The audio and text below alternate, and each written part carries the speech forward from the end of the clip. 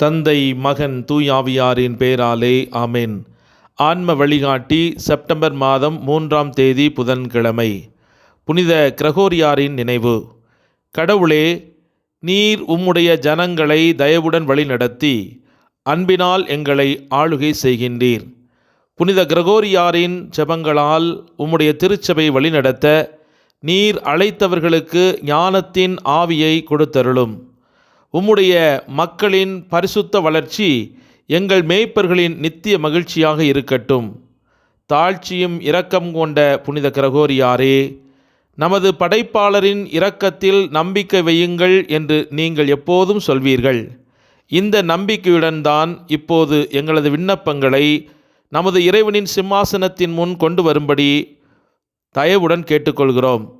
கடவுளின் ஊழியர்களின் ஊழியரான புனித கிரகோரி, நீங்கள் துறவற வாழ்க்கையின் மீது ஆழமான அன்பை கொண்டிருந்தீர்கள். நான் அமைதியை தேடி கடவுளிடம் அன்பில் ஆழமாக வளர விரும்பும்படி கடவுள் உங்கள் தியான மனப்பான்மையை எனக்கு அருளட்டும். ஆமேன். இன்றைய நற்செய்தி லூக்கா நற்செய்தி 4வது அதிகாரம் 40வது இறைவார்த்தை. கதிரவன் மறையும் நேரத்தில் எல்லாரும் தங்களிடையே பற்பல பிணிகளால் நலம் குன்றியிருந்தோரை அவரிடம் கூட்டி வந்தார்கள். அவர் ஒவ்வொருவர் மேலும் தம் கைகளை வைத்து அவர்களை குணமாக்கினார். இது கிறிஸ்து வழங்கும் வாழ்வு தரும் நற்செய்தி. கிறிஸ்துவே உமக்கு புகழ். சிந்தனை. இன்று புனித கிரகோரியார் திருவிழாவை நாம் கொண்டாடுகிறோம். புனித கிரகோரி த கிரேட் ரோமை நகரில் ஒரு அரச குடும்பத்தில் 1ஆம் நூற்றாண்டில் பிறந்தவர். கிரகோரியின் தந்தை ஒரு செனட்டாக இருந்தார். பின்னர் மேயர் பதவியைப் போலவே ரோமின் ப்ரீஃபெக்ட் ஆனார். அவரது தாயார் சில்வியா ஒரு நல்லொழுக்கமுள்ள பெண்மணி. இவரது 2 அத்தைகளைப் போலவே இவரும் ஒரு துறவியாக அங்கீகரிக்கப்பட்டார். இதனால் கிரகோரியின் செல்வாக்கு மிக்க செல்வந்தரான மற்றும் புனிதமான குடும்பம் அவருக்கு ஒரு சிறந்த கல்வியை இளமையிலிருந்தே வழங்கியது மற்றும் சிறு வயதிலிருந்தே கத்தோலிக்க நம்பிக்கையில் அவரை வளர்த்தது. 554 முதல் 574 வரை கிரகோரி தனது தந்தையின் அடிச்சுவடுகளை பின்பற்றி பல்வேறு அரச தலைமை பொறுப்புகளை ஏற்றுக்கொண்டார். 573ஆம் ஆண்டில் அவர் தனது தந்தை முன்பு வகித்த ரோமையின் தலைமை பொறுப்பாளர் பதவிக்கு தேர்ந்தெடுக்கப்பட்டார். இருப்பினும் கிரகோரி இந்த பொறுப்பை ஏற்றுக்கொண்ட சிறிது காலத்திலேயே அவரது தந்தை காலமானார். இது கிரகோரியின் வாழ்வை மிகவும் ஆழமாக பாதித்தது. அவர் தலைமை பொறுப்பை ராஜினாமா செய்தார். தனது குடும்ப வீட்டை ஒரு துறவு மடமாக மாற்றினார். மேலும் துறவற வார்த்தைப்பாடுகளை எடுத்துக்கொண்டார். ஆழ்ந்த ஜெபத்தில் அவர் செலவிட்ட நேரம் விலை மதிப்பற்றதாக இருந்தது. மேலும் கடவுள் பின் நாட்களில் அவரிடம் ஒப்படைக்கும் முக்கியமான பணிகளுக்கு அவரை தயார்படுத்தும் காலமாகவும் அமைந்திருந்தது. ஒரு துறவியாக கிரகோரி அடுத்த 4 ஆண்டுகளை அமைதியான ஜெபம் மற்றும் படிப்பில் மூழ்கி கழித்தார். இந்த ஆண்டுகள் அவரது வாழ்க்கையின் மிகவும் மகிழ்ச்சிக்குரியதாக இருந்தது என்று அவரது குறிப்பேட்டில் எழுதி வைத்திருக்கிறார். 578ஆம் ஆண்டில் போப் பெலாஜியஸ் II கிரகோரியை ரோமின் 7 திருத்தொண்டர்களில் ஒருவராக நியமித்தார்.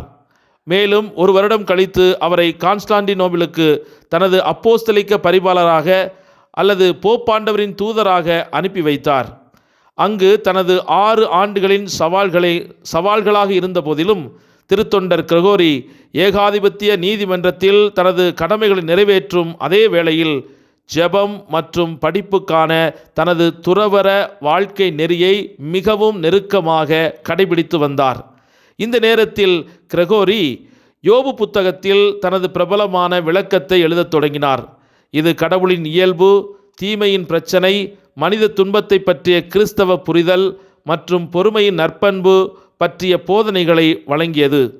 கான்ஸ்டாண்டினோபிளில் தனது சேவையை முடித்த பிறகு கிரகோரி ரோம் திரும்பினார்.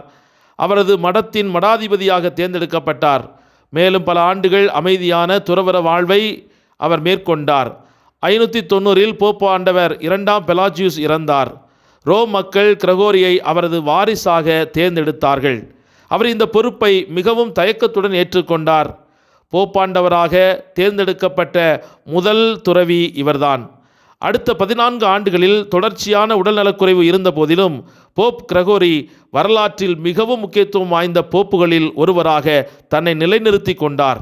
அவரது சாதனைகளில் திருச்சபை நிர்வாகம் மற்றும் வழிபாட்டு முறைகளில் குறிப்பிடத்தக்க சீர்திருத்தங்களை அவர் செயல்படுத்தினார்.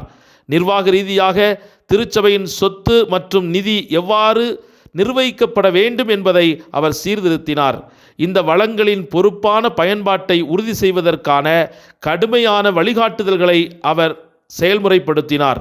உறவினர்களுக்கு சலுகை அளித்தல், வெளிமறைவு தன்மை போன்ற துஷ்பிரயோகங்களை தடுக்க கடுமையான நடவடிக்கைகளை மேற்கொண்டார். மேலும் போப்பாண்டவருடைய கருவூலத்தை காலி செய்யும் அளவிற்கு தொண்டு பணிகளை பெரிதும் விரிவுபடுத்தினார். வழிபாட்டு ரீதியாக போப் கிரகோரி தெளிவான வழிகாட்டுதல்கள் மற்றும் சொற்களை வழங்குவதன் மூலம் வழிபாட்டு முறையை தரப்படுத்துவதற்கு பங்களித்தார். அவர் பிரார்த்தனைகள், திருப்பலி ஓட்டம் மற்றும் வழிபாட்டு ஆண்டு ஆகியவற்றை நிறுவினார். மேலும் கிரகோரியன் மந்திரம் என்று அறியப்பட்ட வழிபாட்டு மந்திரத்தை உருவாக்க உதவினார். போப் கிரகோரியின் சுமார் 800 கடிதங்கள் அவரது காலத்தின் திருச்சபை, சமூக மற்றும் அரசியல் நிலப்பரப்பை பற்றிய மதிநுட்பமிக்க நுண்ணறிவை வழங்குகின்றன. நீடித்த மரபுகளை புனையவோ வாங்கவோ அல்லது உருவாக்கவோ முடியாது. அவை உண்மையான தலைமைத்துவத்திலிருந்து புறப்பட்டு வருகிறது என்பதை இவர் நிரூபணம் செய்தார். இப்போது புனித கிரகோரி தி கிரேட் என்று அழைக்கப்படுகிறார். அவர் சிறந்தவர், மிகவும் சிறந்தவர். ஏனெனில் அவர் தனது கால மக்கள் மீது மத ரீதியாகவும் அரசியல் ரீதியாகவும் பெரும் செல்வாக்கை கொண்டிருந்தார். அது மட்டுமல்லாமல் அவரது செல்வாக்குக்கும் எழுத்துக்கும் அவருக்கு பிறகு திருச்சபை எடுக்கும் திசையை உறுதிப்படுத்துவதாக அமைந்திருந்தது. அவரது முதல் அன்பு கிறிஸ்து மற்றும் துறவற வாழ்க்கை முறை. இதுதான் அவருடைய வாழ்க்கையின் வெற்றியின் இரகசியமாக அவருடைய குறிப்பேடுகளில் எழுதி வைத்திருக்கிறார். கடவுள் கிரகோரியின் தாழ்மையான வாழ்க்கை முறையை ஒரு அடித்தளமாக பயன்படுத்தி அதன் மீது அவர் தொடர்ந்து தனது திருச்சபையை கட்டி எழுப்பிக் கொண்டிருக்கிறார். மிகவும் பலம் வாய்ந்த மோட்ச விளக்கு என்று சொல்லப்படும் கிரகோரியன் திருப்பலி இவரால் அறிமுகப்படுத்தப்பட்டது. 30 நாட்கள் தொடர்ந்து ஒருவருடைய ஆன்ம விடுதலைக்காகவோ அல்லது குறிப்பிட்ட நோக்கம் நிறைவேற வேண்டும் என்று திருப்பலி ஒப்புக்கொடுப்பதன் மூலம் கடவுளின் சிறப்பான சலுகைகளை பெற முடியும் என்ற சத்தியத்தை உலகத்திற்கு கற்றுக் கொடுத்தவர். இந்த மகத்தான திருத்தந்தையை நாம் மதிக்கும்போது, அவரிடத்தில் நாம் பரிந்துரை கேட்கிற போது, நாமும் விண்ணக கடவுளிடமிருந்து அருளையும் ஆசிரையும் பெற்றுக்கொள்கிறோம் என்ற உறுதியான விசுவாசத்தோடு இணைந்து மன்றாடுவோம். எங்கள் நல்ல ஆயனே, எம் இறைவா, உம்மை நன்றியோடு போற்றி துதித்து ஆராதித்து மகிழ்கிறோம். பசுமையான மேய்ச்சல் நிலங்களுக்கு எங்களை அழைத்து சென்று வளமையான நீர்நிலைகளின் ஓரத்தில் எங்களை இளைப்பாறச் செய்யும் எங்கள் அன்பு நேசரே, உம்மையே துதிக்கிறோம். ஆட்டுக்கொட்டிலின் வாயில் நானே என்று சொல்லி எங்கள் அரணும் கோட்டையுமாக இருந்து எங்களை பாதுகாக்கும் அன்பு தெய்வமே, பாதை புரியாமல் அங்கும் இங்கும் அலைந்து கொண்டிருக்கும் இந்த நீச பாவியையும் தேடி வருகின்றீரே. என்னே உமது அன்பு. உமது குரலுக்கு செவி கொடுக்காமல் கண்கள் காண்பதற்கும் மனம் சொல்வதற்கும் எங்கள் வாழ்வை விற்று போட்டு பாவத்திற்கு மேல் பாவம் செய்து பாவத்தை உணராமலும் அறிவு தெளிவு பெறாமலும் ஊதாரி மைந்தன் போல பன்றிகளோடு வாழ்க்கை நடத்தி கொண்டிருக்கும் எங்களை தேடி வந்து மீட்கும் தெய்வமே, உமக்கே நன்றிகள் பல. நாங்கள் உம்மை விட்டு விலகிச் சென்றாலும் நீர் எப்போதும் எங்களை தேடி வந்து கொண்டே இருக்கிறீர். உலக சத்தங்களின் மத்தியில் உமது குரலை கேட்க மறக்கும் எம் இதயங்களை உமக்கு அர்ப்பணிக்கிறோம். உம் சத்தத்தை கேட்கும் வரைதான் நாங்கள் உமது பாதுகாப்பு வளையத்திற்குள் இருக்கிறோம். வேதத்தை படிக்காமல், ஜெபத்தில் உமது குரலை கேட்காமல் எங்கள் வாழ்வை எதிரிகளின் கரங்களுக்கு தப்புவிக்க முடியாது என்பதை உணர்ந்து எங்களை தேடி வரும் உம்மை நாங்கள் வாஞ்சையோடு தேடவும், உம்மை அதிகமாக நேசித்து உமது கரங்களுக்குள்ளாக எங்களை அர்ப்பணிக்கவும் அருள் தாரும். பிள்ளைகளால் கைவிடப்பட்ட நிலையில் தனிமையில் வருந்திக் கொண்டிருக்கும் பெற்றோர்களுக்காக இன்று உம்மிடத்தில் சிறப்பாக மன்றாடுகிறோம். எனக்கென்று யாருமே இல்லையே, என்னை பார்த்து கொள்வதற்கு யாரும் இல்லையே, என்னை நல்லாயிருக்கியா என்று கேட்டு ஒரு வார்த்தை சொல்வதற்கு எனக்கென்று உறவினர் இல்லையே என்று புலம்பி அழும் எம் பிள்ளைகளுக்கு ஆறுதல் தாரும் ஆண்டவரே. கடினமாக உழைத்தும் பொருளாதார நெருக்கடிகளால் இன்று மனம் நொந்து அழுது கொண்டிருக்கும் எம் சகோதர சகோதரிகளுக்கு நீர் நீதியின் வழக்கரத்தால் வழிநடத்தும். வறுமையில் உழல்பவர்களுக்கும் வாழ வழியின்றி தற்கொலை எண்ணங்களோடு போராடி கொண்டிருக்கும் எம் பிள்ளைகள் யாவருக்கும் நம்பிக்கையின் ஒளியை அவருடைய உள்ளங்களில் ஏற்றுவீராக. அஞ்சாதே, கலங்காதே, நானே உன் தேவன் என்று என் உள்ளத்தில் சொல்லிக் கொண்டிருக்கும் அன்பு நேசரே, எங்களை எந்நாளும் பாதுகாத்து வழிநடத்த வேண்டும் என்று உம்மிடத்தில் நம்பிக்கையோடு மன்றாடி ஜெபிக்கிறேன். ஆமென்.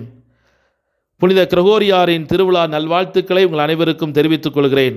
உங்கள் குடும்பங்களில் இறந்த நபர்களுக்காக அல்லது உங்களது தனிப்பட்ட வெகுநாள் கருத்துக்கள் நிறைவேற கிரகோரியன் திருப்பலி 30 நாட்கள் தொடர்ந்து திருப்பலி ஒப்புக் கொடுக்க என்னுடைய அலைபேசி எண்ணை நீங்கள் தொடர்பு கொள்ளலாம். ஜெபத்தில் ஒருவரை ஒருவர் தாங்கிக் கொள்வோம். நன்றி. எல்லாமல்ல இறைவன் தந்தை, மகன், தூய் ஆவியானவர் உங்கள் அனைவரையும் நிறைவாக ஆசீர்வதித்து புனிதப்படுத்துவாராக. ஆமென். இயேசுவுக்கே புகழ். மரியே வாழ்க. இயேசுவின் இரத்தம் ஜெயம்.